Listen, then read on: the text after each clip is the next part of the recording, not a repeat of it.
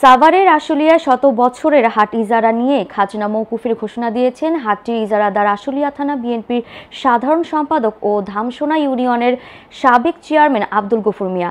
ব্যবসায়ীদের সাথে এক মতবিনিময়ে যোগ দিয়ে আনুষ্ঠানিকভাবে এই খাজনা মওকুফের ঘোষণা দেন তিনি। গফুর মিয়া বলেন, আগামী 1 বছরের জন্য খাজনা মওকুফ করা হয়েছে। আজ থেকে বাজারের ব্যবসায়ীর নিকট থেকে কেউ চাঁদা তুলতে পারবে না।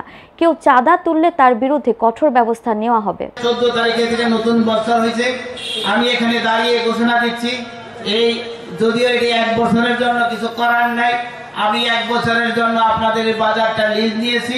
আজকে আপনাদের সামনে দাঁড়িয়ে ঘোষণা দিচ্ছি, আমি ইতিমধ্যে সরকারের ধার্যকৃত টাকা আমি পরিশোধ করে দিয়েছি।